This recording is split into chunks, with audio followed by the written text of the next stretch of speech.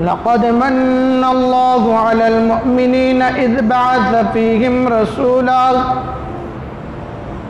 وقال النبي صلى الله تعالى عليه وآله وسلم مثل المؤمنين في توادهم وتراحمهم وتعاطفهم مثل الجسد الواحد إذ اشتكى منه عدو وتداعى له سائر الجسد بالسهر والحمى. صدق الله مولانا العظيم وبلغنا رسوله النبي الأمين المتين المجيب الكريم ونحن على ذلك لمن الشاهدين والشاكرين والحمد لله رب العالمين.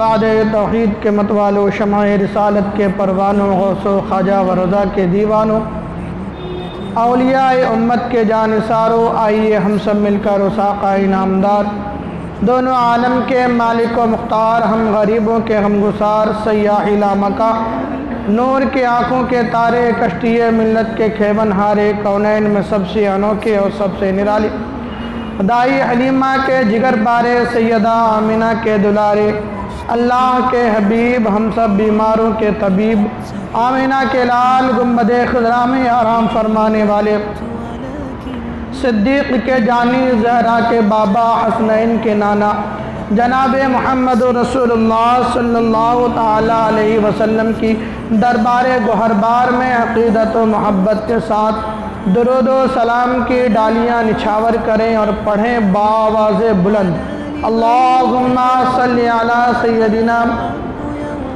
شفیعنا حبیبنا و مولانا محمد بارک وسلم صلاۃ و سلاما علیک یا رسول اللہ صلی اللہ تعالی علیہ وآلہ وسلم.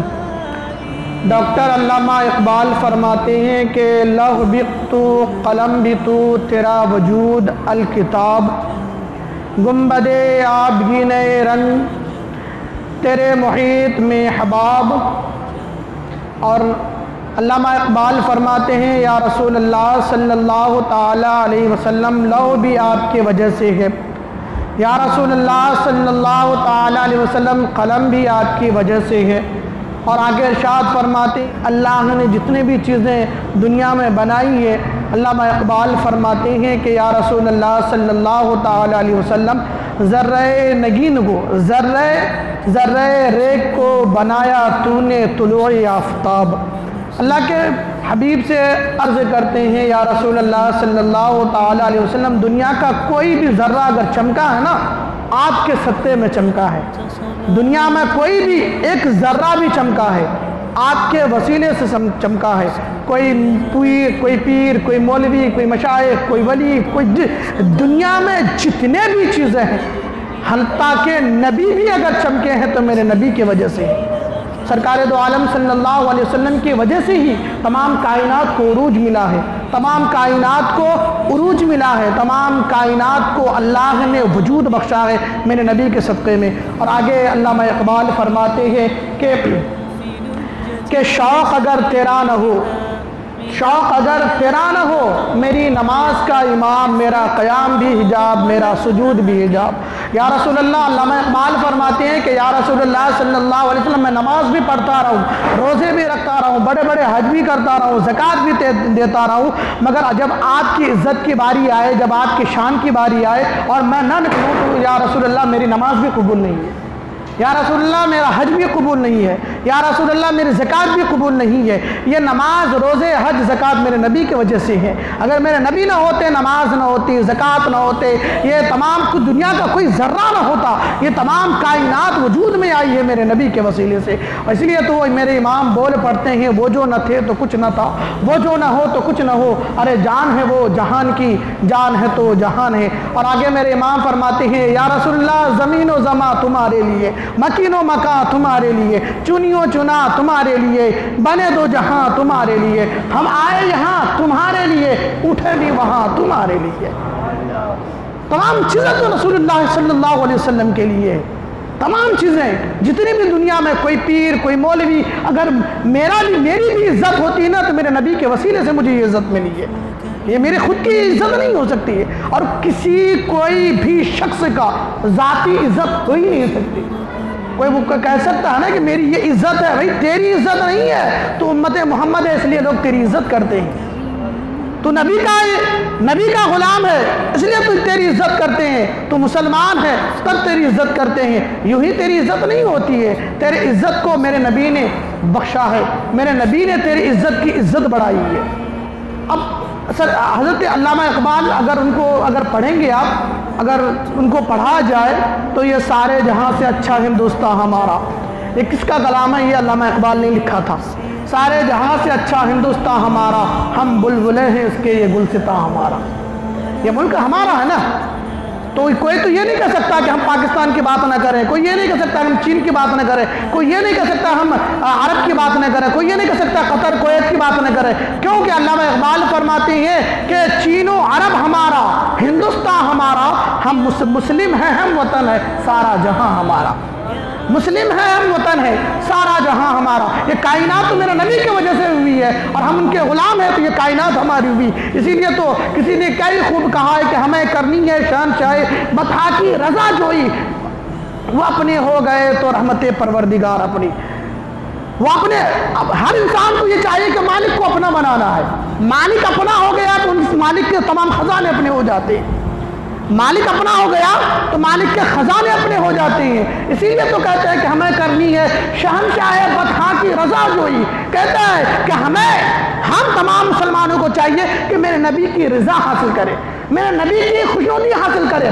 اگر میرے نبی خوش ہو گئے آپ سے تو خدا بھی خوش ہو، نبی خوش ہو گئے خدا بھی تم سے راضی ہو جائے گا، اور جب خدا راضی ہو گیا پوری کائنات آپ کے قدموں میں ہے۔ اسی لیے علامہ اقبال فرماتے ہیں کہ جب عشق سکھاتا ہے آداب خود آگاہی، جب عشق سکھاتا ہے آداب خود آگاہی تو پھر کھلتے ہیں غلاموں پر اسرار شہنشاہی۔ علامہ اقبال فرماتے ہیں کہ اگر دل میں جب عشق رسول آ جاتا ہے نا تو پھر تمام کائنات کو وہ بادشاہ بن جاتا ہے۔ جب دل میں عشق رسول آ جاتا ہے پوری کائنات کا بادشاہ بن جاتا ہے۔ خواجہ غریب نواز وہ ہندوستان میں تبلیغ کیے، اسلام کو پھیلائے، مگر یورپ ان کے دربار میں آتا ہے، پوری کائنات ان کے دربار میں آتی ہے۔ وجہ یہ ہے کہ انہوں نے اپنی آپ کو نبی کے ناموس پہ فنا کر دیا تھا، تاریخ ساری کائنات کو اللہ نے ان کے قدموں میں جھکا دیا ہے۔ اگر عروج چاہتے ہیں، اپنے آپ کو عروج چاہتے ہیں، آپ چاہتے ہیں کہ پوری کائنات میں میرا چرچا ہو، پوری کائنات میں میرا چرچا ہو، میری بات ہو، تو پھر ویسے کام بھی کرنے پڑیں گے آپ کو۔ جب خالی بیٹھ کے گھر میں بیٹھ کر کہیں گے کہ نہیں میرا چرچا ہو جائے، میرا نام ہو جائے، نہیں ہونے والا۔ نبی کے ناموس پہ نکلنے پڑیں گے، نبی کی عظمت پہ پہرے دینے پڑیں گے، نبی کی شان پہ آپ کو آواز اٹھانے پڑیں گے، ہر ظلم کا خاتمہ کرنا پڑے گا، ہر ظالموں کو نیست و نابود کرنا پڑے گا۔ جب تک ظلم کے خلاف آپ بولیں گے نہیں، ظلم کیا ہوا ہے؟ ظلم کیا ہے؟ ظلم کا اگر لغوی معنی دیکھا جائے تو ایک جگہ سے ایک سامان کو ایک جگہ سے اٹھا کر دوسری جگہ رکھنا، یہ ظلم کہلاتا ہے۔ صرف مارنا کاٹنا یہ ظلم نہیں کہلاتا۔ کسی کو زبان سے ہم ظلم کرتے ہیں، گالیاں بکتے ہیں، یہ بھی ایک زبان کا ظلم ہے۔ ہم بدنگاہی کرتے ہیں، یہ بھی ایک ظلم ہے۔ ہم چوری ڈکیتی کرتے ہیں، یہ بھی ایک ظلم ہے۔ تو ہر ظلم کے خلاف آواز اٹھانا پڑے گا۔ اتہاس اگر تاریخ کا مطالعہ کریں گے، حضرت غوث اعظم رضی اللہ تعالی عنہ کا اور ان کے تاریخ کا مطالعہ کریں گے، ان کے جانساروں کے اور صحابہ سے لے کر آج تک جتنے بھی سچے ولی سچے پیر گزرے ہیں، اگر ان کے تاریخ کا مطالعہ کریں گے اور ان کے دنیا میں مشہور ہونے کی وجہ، ان کے دنیا میں چرچے ہونے کی وجہ کو معلوم کریں گے تو آپ کو پتا چلے گا انہوں نے نبی کی عزت پہ اپنی عزت کو قربان کر دیا ہے۔ ڈاکٹر اقبال فرماتا ہے، اور ہمارا آج کا ماحول کیا ہے؟ ہم اپنی عزتیں بچانے کے لیے نبی کی عزت پہ پہرے نہیں دیتے۔ ہم اپنی عزتیں بچانے کے لیے ہم کسی پر ہو رہے ظلم و ستم پر آواز نہیں اٹھاتے۔ آج ہمارے بھائی پر ظلم و ستم ہو رہے ہیں، ہمارے پڑوس میں ظلم و ستم ہو رہے ہیں، ہمارے گلی میں ظلم و ستم ہو رہے ہیں، ہمارے محلے میں ظلم و ستم ہو رہی ہے، کوئی بولنے والا نہیں۔ جب تک یہ ظلم آپ کے اندر رہے گا آپ کبھی عروج نہیں پا سکتے۔ جو قوم ظلم کے خلاف آواز نہیں اٹھائی ہے وہ قوم فلاح و بہبود تک نہیں پہنچ پائی ہے۔ اگر ہندوستان، اگر تحریک آزادی نہ چلتی اگر یہ ظلم انگریزوں کے خلاف نہ چلتا، یہ تحریک انگریزوں کے خلاف نہ چلتی تو پھر ہندوستان میں ظلم ختم ہی نہیں ہونے والا تھا۔ یہ تو ہمارے بزرگوں کا صدقہ ہے، یہ ہمارے بزرگوں کی وجہ سے ہے کہ آج ہم آزاد پھر رہے ہیں۔ مگر ہم آزادی تو ہمارا ہندوستان تو آزاد ہو چکا ہے، مگر ہم پھر غلامی کی طرف جا رہے ہیں۔ ہم سب کو مانتے ہیں، ہم کسی ایک کی بات نہیں کرتے، ہم تمام پیروں کی بات کرتے ہیں، غوث اعظم سے لے کر ہم اعلیٰ حضرت تک کی بات کرتے ہیں، خواجہ غریب نواز سے لے کر خواجہ بندہ نواز کی بات کرتے ہیں۔ اور علامہ اقبال نے اسی لیے تو کہا تھا کہ اگر غوث چمکا ہے، اگر غوث کو غوثیت ملی ہے، قطب بنایا گیا ہے، ابدال بنایا گیا ہے، خواجہ کے دنیا میں چرچے ہوئے ہیں، یہ سب میرے نبی کی وجہ سے ہوئے ہیں۔ مگر ہم جب نبی کی بات آتی ہے تو ہم وہاں پہ خاموش ہو جاتے ہیں۔ ہمارے حالات کیا ہیں ہندوستان کے؟ ہم مسلمانوں کے حالات کیا ہے؟ ہم کیوں پستی میں جا رہے ہیں؟ ہم کیوں نیچے جا رہے ہیں؟ کبھی اس کا آپ نے مطالعہ کیا ہے کہ ہمارے اندر کون سی خامیاں ہیں، ہمارے اندر کون سی غلطیاں ہیں جس کی وجہ سے ہم ستائے جا رہے ہیں؟ آج دیکھ لیجیے ہمارے ہندوستان کی حالات، جگہ جگہ پر مسلمانوں کا قتل عام ہو رہا ہے، چاہے حیدرآباد سے لے کر یو پی سے لے کر بہار سے لے کر پورے ہندوستان کو آپ دیکھ لیجیے، کہاں مسلمانوں کو ظلم و ستم نہیں ہو رہی۔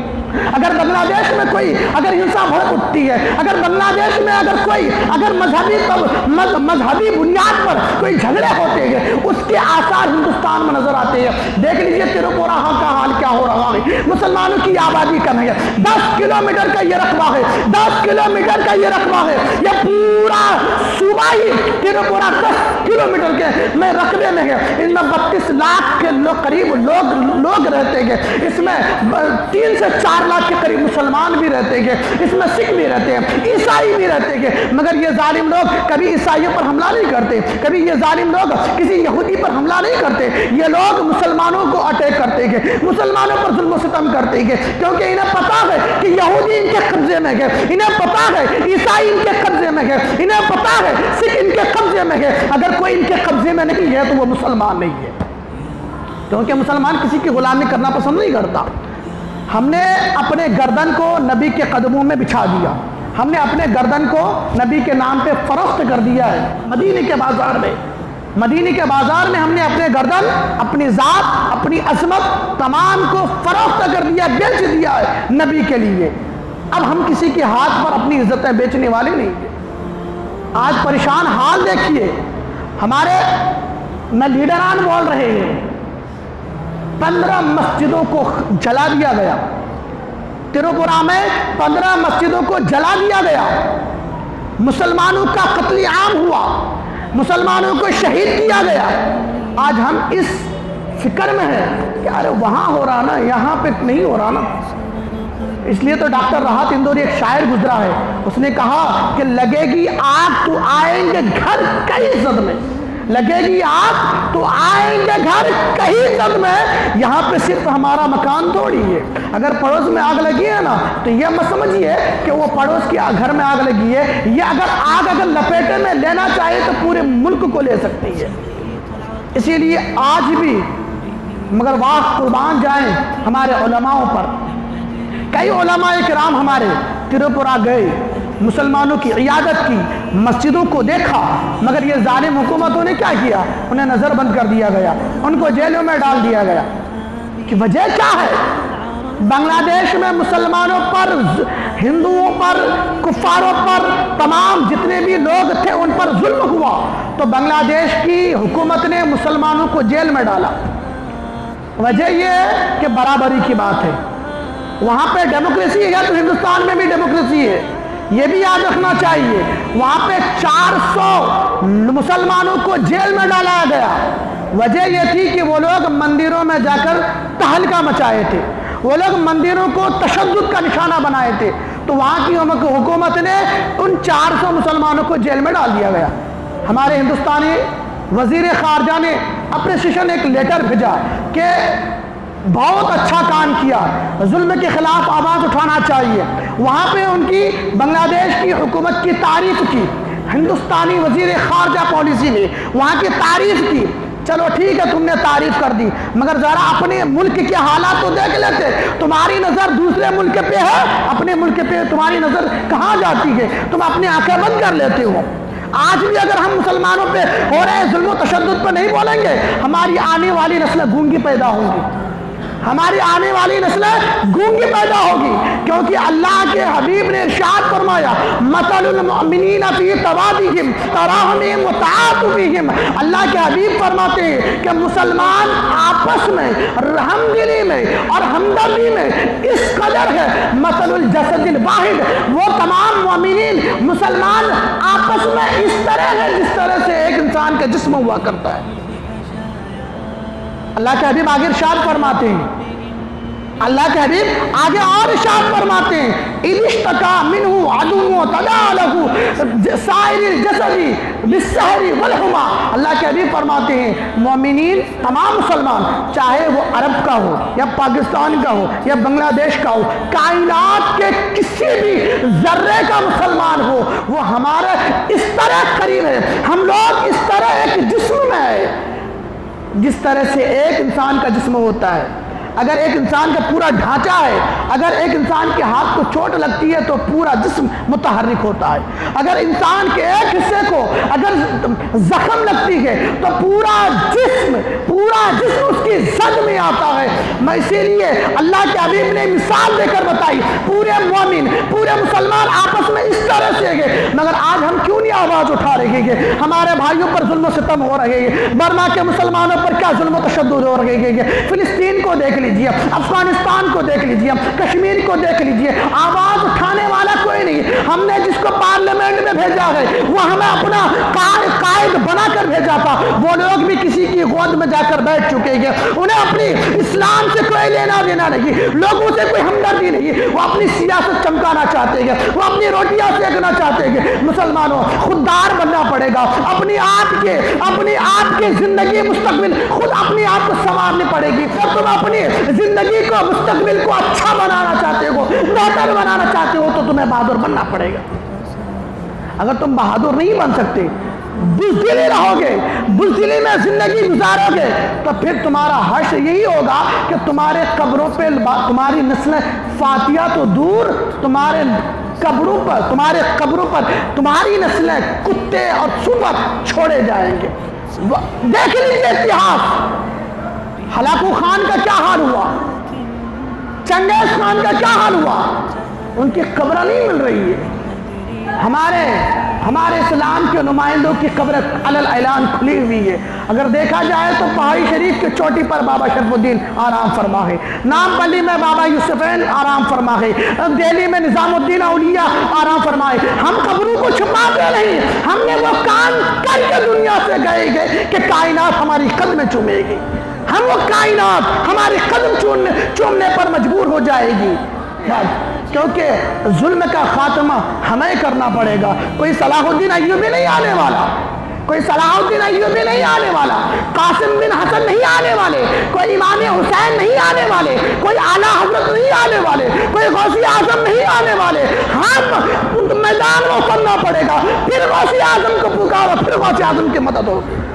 ہم بیٹھے بیٹھے گھر میں یا غوث المدد بولیں گے، مدد نہیں آنے والی۔ غوث بھی تو دیکھ رہے ہیں نا، وہ قبر میں وہ زندہ ہے، وہ ہمیں دیکھ رہی ہے کہ ہمارا مرید کہاں سے مجھے پکار رہا ہے۔ یہ تمام دیکھنے کی اور سمجھنے کی ضرورت ہے مسلمانوں، کہ اگر آج اسی لیے تو علامہ اقبال نے فرمایا تھا، آزاد 100 سال پہلے علامہ اقبال فرما گئے تھے کہ نہ سمجھو گے تو مٹ جاؤ گے اے ہندی مسلمانوں، تمہاری داستان تک نہ رہے گی داستانوں میں۔ ہمارے حیدرآباد میں دیکھیے، ابھی ایک نصاب چھپا تھا یونیورسٹی کا، اس میں آتنکوادی مسلمانوں کو بتایا گیا، یہ تلنگانہ حکومت نے کی ہے۔ اس میں آتنکوادی رائفل لے کر گن لے کر مسلمانوں کی تصویر اس نصاب میں ڈالا۔ اب بتائیے، اگر وہ نصاب کی کتاب اگر یونیورسٹی میں پڑھنے والے بچے پڑھیں گے تو ان کے ذہن میں کیا آئے گا؟ واقعی میں مسلمان دہشت گرد ہوتے ہیں، واقعی میں مسلمان دہشت گرد ہوتے ہیں۔ اب کیا آئے گا اس کے ذہن میں؟ یہ تمام پالیسی ہمیں سمجھنی پڑے گی، یہ تمام چیزیں ہمیں سمجھنی پڑے گی۔ ہمیں دین کا بھی ماہر بننا ہے، دنیا کا بھی ماہر بننا ہے، ہمیں دونوں جہاں لے کر چلنی ہے۔ ہمیں یہ بھی لے کر چلنا ہے، وہ بھی لے کر چلنا ہے، کیونکہ اللہ کے حبیب فرماتے ہیں کانت بنو اسرائیل تسوسهم الانبیاء کلما ہلک نبی خلفہ نبی وانہ لا نبی بعدی۔ اللہ کے حبیب ارشاد فرماتے ہیں، حضرت ابو ہریرہ سے روایت ہے کہ تمہیں سیاست میں بھی مضبوط ہونے پڑیں گے، تمہیں سیاست میں بھی مضبوط ہونے پڑیں گے، تمہیں حکمرانی بھی کرنی پڑے گی۔ کیسی حکمرانی کرنی پڑے گی؟ جس طرح سے ابوبکر صدیق نے کیا تھا۔ لوگ کہتے ہیں کہ علماء کا کیا کام ہے سیاست میں؟ بھائی علماء ہی کا کام ہے سیاست میں۔ یہ حکمرانی یہ میرے نبی کا مشن ہے، حکمرانی یہ ابراہیم خلیل اللہ کی نشانی ہے، یہ حکمرانی سیاست یہ تمام چیزیں دین کا حصہ ہے۔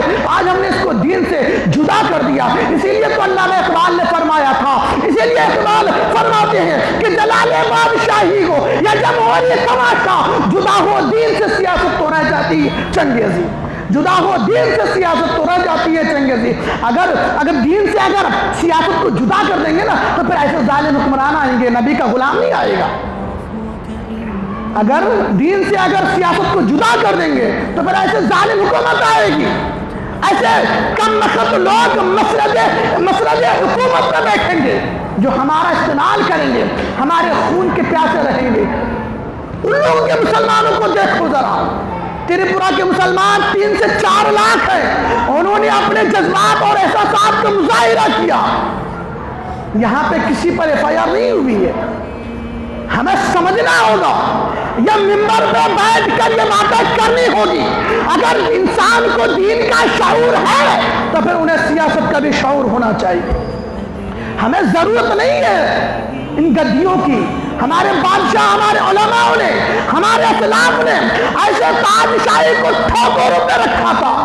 سلطان مخدوم جہانگیر شاہ سمنانی بادشاہ تھے، انہوں نے سلطنت کو ٹھوکر ماری تھی۔ خواجہ غریب نواز بادشاہ تھے، سلطنت کو ٹھوکر ماری تھی، مگر وہ وقت اور تھا، یہ وہ وقت اور ہے۔ وقت کے حالات سے اپنے آپ کو تبدیل کرنا پڑے گا۔ ہمارے قدموں میں حکومت تھی، ہم نے ٹھوکریں مار دی۔ آج ہمارے حالات دیکھیے، ہم ہر جگہ پر پیچھے جا رہے ہیں۔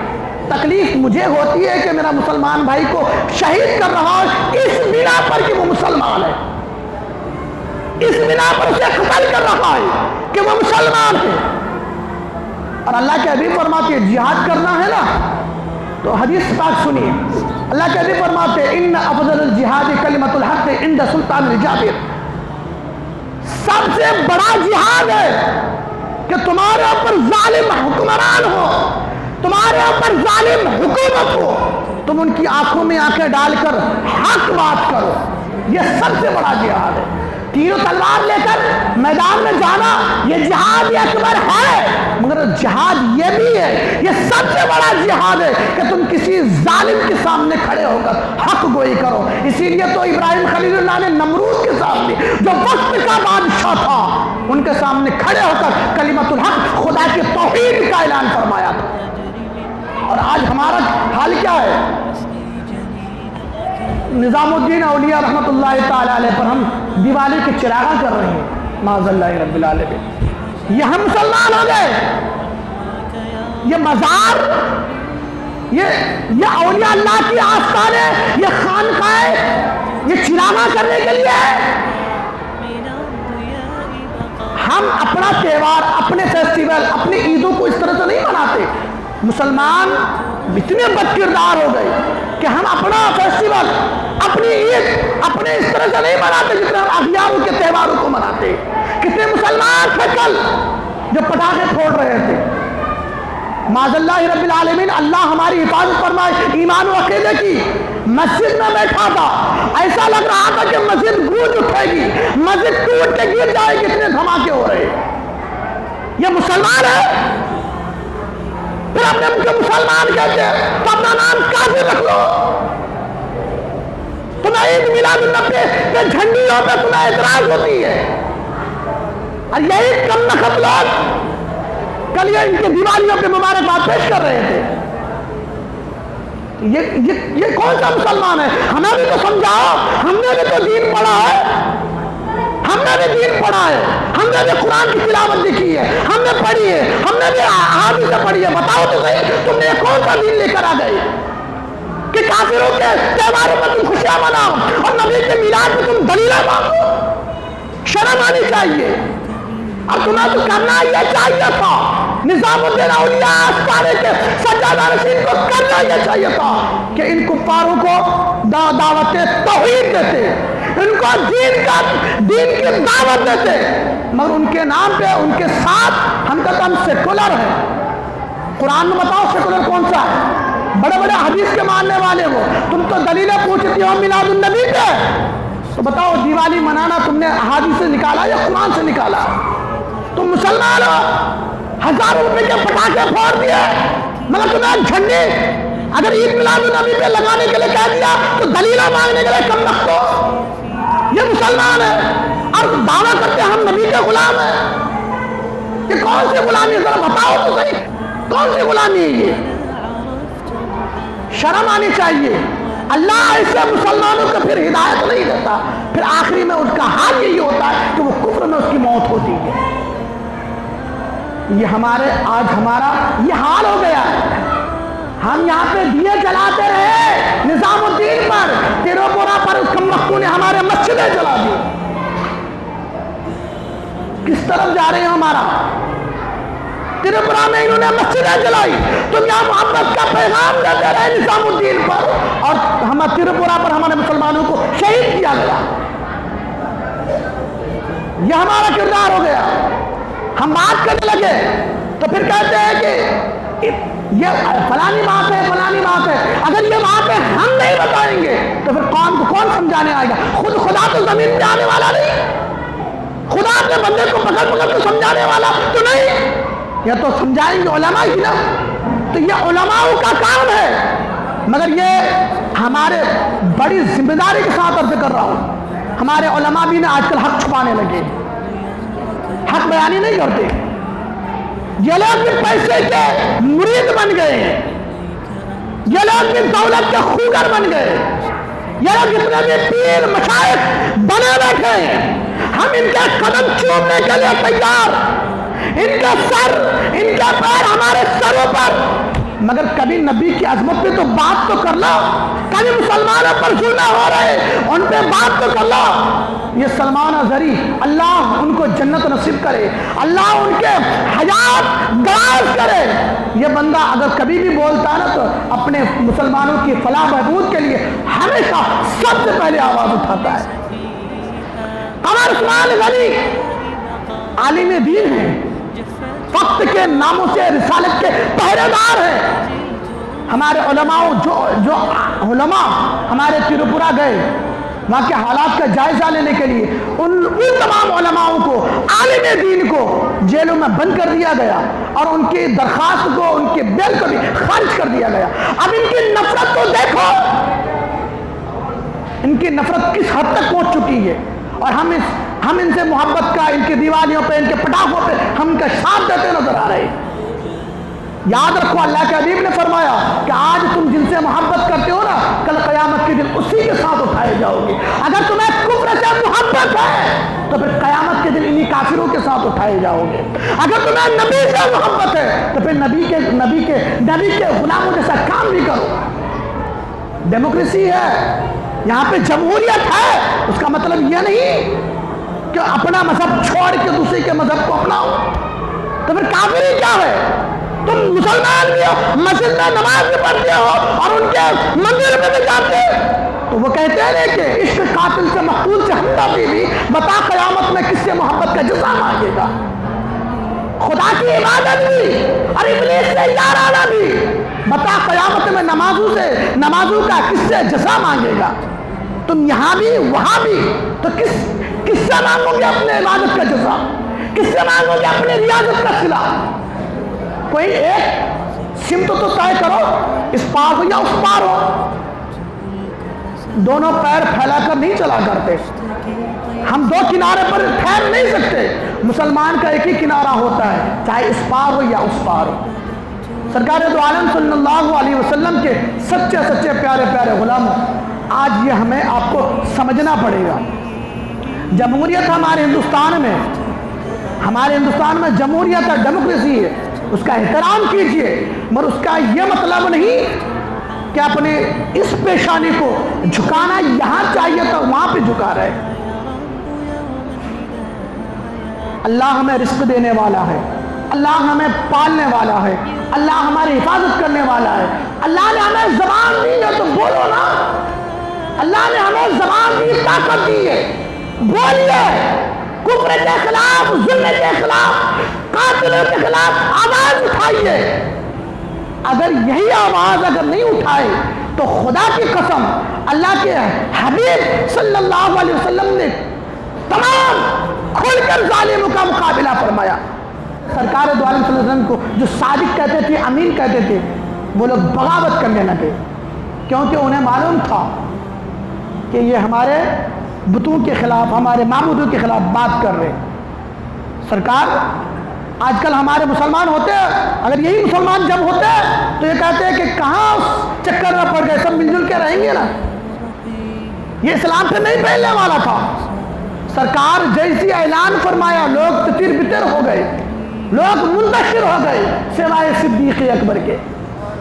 ایک ہی صدیق تھا جو میرے نبی کو صادق مانا تھا، ایک ہی صدیق تھا جو میرے نبی کو امین مانا تھا، ایک ہی صدیق تھا جو میرے نبی کا رفیق تھا، ایک ہی صدیق تھا جو میرے نبی کے کندھے پر اٹھا کر لے کر گیا تھا۔ تو سرکار نے بھی ظالموں کا مقابلہ فرمایا۔ تو اپنے نبی کی غلام اگر غلام بنے ہیں تو سرکار کے غلامی کا ثبوت بھی دیجئے، اور ہر مسلمانوں پر ہو رہے ظلم کا خاتمہ ہم سبھی کو کرنا ہے، اور ہر ظلم پر اپنی آواز کو بلند کرنا ہے، ہر ظلم پر، ہر قاتلوں کے خلاف، ہر ظالموں کے خلاف اپنی آواز کو بلند کرنا ہے۔ یہ تو میں تو پیغام دے رہا ہوں ہر عالم دین کو، میں پیغام دے رہا ہوں ہر خطیبوں کو، میں پیغام دے رہا ہوں ہر قائد کو، میں عام انسان سے گفتگو نہیں، میرا یہ پیغام ان علماء سے ہے جو ممبر پر کھڑے ہو کر بیان کرتے ہیں، ممبر پہ کھڑے ہو کر نبی کی حدیثیں سناتے ہیں۔ میں کہتا ہوں یہ وقت وہ وقت ہے جہاں پہ تمہیں حق بیانی کرنی پڑے گی، جہاں پہ تمہیں مسلمانوں کا ساتھ دینا پڑے گا، مسلمانوں پر ہو رہے ظلم و تشدد پر آواز اٹھانی پڑے گی۔ اگر آپ خود نہیں اٹھائیں گے تو یہ پھر قوم کا رہنما کون ہوگا؟ یہ قوم کا رہنما ہم نے ان لیڈروں کو بنا رکھا ہے، یہ ہمارے لیے، یہ ہمارے رہنما نہیں ہو سکتے۔ ہمارے رہنما تو صدیق اکبر ہے، ہمارے رہنما تو عمر فاروق ہے، ہمارے رہنما تو عثمان غنی ہے، ہمارے رہنما علی المرتضیٰ ہے۔ ہم ان چاروں کے اور تمام صحابہ کرام کی زندگی کو پڑھنا ہے، اور ہمیں ہر وقت پر کھڑا رہنا ہے ناموس رسالت کے لیے، اور ہمیں ہر وہ کام کرنا ہے شریعت کے دائرے میں رہ کر جو شریعت اجازت